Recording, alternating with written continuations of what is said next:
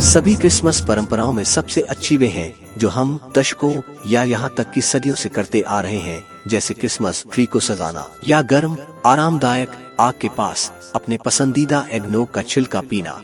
लेकिन क्या आपने कभी सोचा है कि ये सब कहाँ से आए या इनकी शुरुआत कैसे हुई?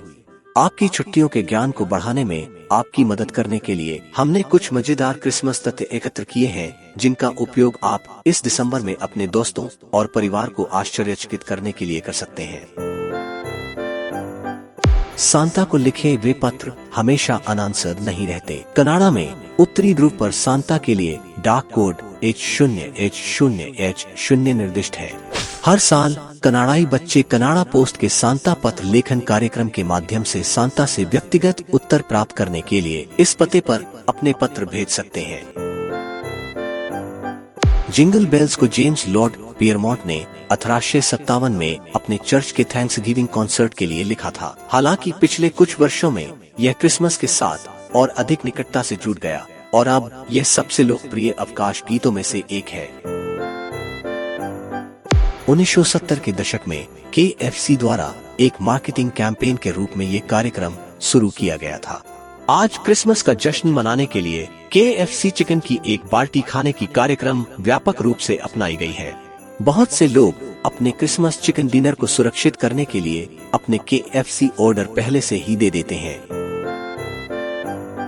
द रेड नोज्ड रेनडियर का लगभग एक अलग नाम रुडोल्फ था। निर्माता रॉबर्ट एल में अंततः रुडोल्फ पर निर्णय लेने से पहले रोलो और रेगिनाल्ड जैसे नामों पर विचार कर रहे थे।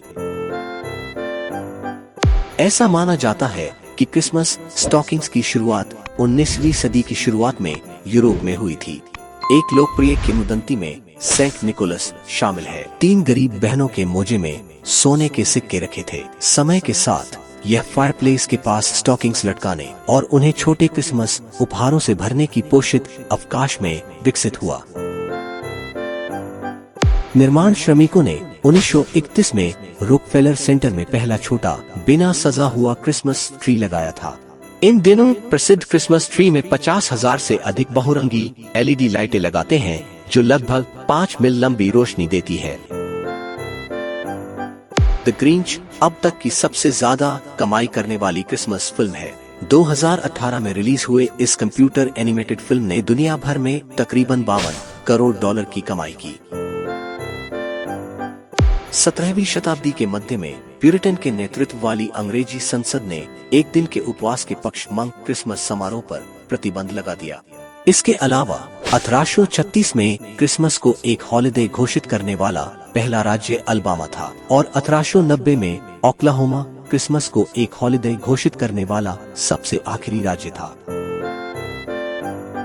2018 में इंटरनेशनल एक्सिटर सेंटा सर्वे के अनुसार अनुमानतः 8 वर्ष से कम 85% अमेरिकी बच्चे सांता क्लॉज में विश्वास करते हैं।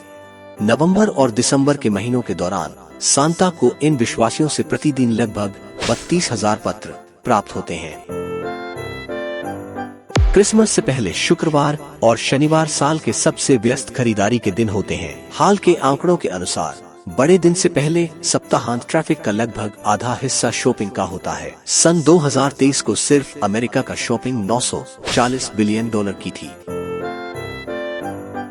NPR के अनुसार प्रसिद्ध राजनीतिक कार्टूनिस्ट थॉमस नास्ट ने 1800 के दशक में कई चित्रों में सांता के आधिकारिक निवास को उत्तरी ध्रुव के रूप में स्थापित किया था। उस समय में आर्कटिक में अभियानों की एक श्रृंखला हुई थी और उत्तरी ध्रुव को एक पौराणिक जादुई जगह माना जाता था। एक्समस कोई हालिया शब्द नहीं है। यह शब्द वास्तव में 1500 के दशक के मध्य का है और इसकी जड़ें ग्रीक अक्षर एक्स से मिलती है, जो कि क्राइस्ट के लिए ग्रीक शब्द का पहला अक्षर है। सांता क्लॉज मायरा के सेंट निकोलस पर आधारित है। सांता क्लॉज का इतिहास 3री शताब्दी से शुरू होता है। सेंट निकोलस नामक एक तुर्की भिक्षु जो गरीबों और बीमारों की मदद करने के लिए प्रसिद्ध था। लच आप्रवासी अंततः उस व्यक्ति की कहानी लेकर न्यूयॉर्क आए जिसे वे सिंटर क्लास कहते थे, जहां उसकी कथा जारी रही। अधिकांश इतिहासकार इस बात से सहमत है कि एग्नोग मध्यकालीन ब्रिटिश पेय पोसेट का वंशज है, जो वाइन या बियर, क्रीम, चीनी और अंडे से बनाया जाता था। जिंगल बेल्स अंतरिक्ष में बजाया गया पहला गाना था। 16 दिसंबर 1965 को नासा की जेमिनी 6 अंतरिक्ष उड़ान के दौरान क्लासिक क्रिसमस गीत प्रसारित किया गया था। जर्मनी ने 16वीं शताब्दी में क्रिसमस ट्री परंपरा शुरू की, जब ईसाई परिवारों ने अपने घरों में पेड़ लगाए और उन्हें रोशन मोमबत्तियों से सजाया।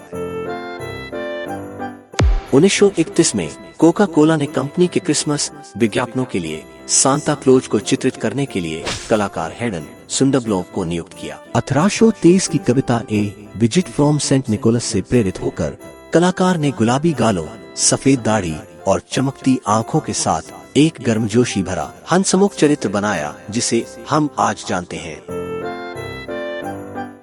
हालांकि जिंजरब्रेड घर 1600 के दशक के हैं, लेकिन 1812 में हैंसल और ग्रेटल की कहानी प्रकाशित होने के बाद यह जर्मनी में व्यापक हो गई। हर क्रिसमस की पूर्व संध्या पर उत्तरी अमेरिकी एरोस्पेस डिफेंस कमांड दुनिया भर में सांता की यात्रा पर नजर रखने के लिए अपने उपग्रहों को समायोजित करता है। प्रसिद्ध छुट्टियों की कहानी 1950 के दशक में शुरू हुई, जब एक छोटे बच्चे ने गलती से हंसमुख बुरे सेंट निक की तलाश में NORAD कमांड सेंटर को फोन कर दिया। बिंग क्रॉस्बी का क्लासिक गीत व्हाइट क्रिसमस न केवल सबसे अधिक बिकने वाला क्रिसमस गीत है, बल्कि अब तक का सबसे अधिक बिकने वाला क्लासिक है। वॉशिंगटन पोस्ट के अनुसार वास्तव में बाइबल में यीशु के जन्म के दिन का उल्लेख नहीं है। प्रारंभ में ऐसा माना जाता था कि क्रिसमस 6 जनवरी को मनाया जाता था, लेकिन अज्ञात कारणों से 4वीं शताब्दी के मध्य में उत्सव को 25 दिसंबर में स्थानांतरित कर दिया गया। अमेरिका में क्रिसमस की पूर्व संध्या पर सांता क्लॉज के लिए कुकीज और दूध छोड़ने की प्रथा ने महामंदी के दौरान जड़ें जमा ली, जब माता पिता ने बच्चों को वित्तीय कठिनाई के बावजूद अपनी धर्मार्थ भावना को जीवित रखने के लिए प्रोत्साहित किया।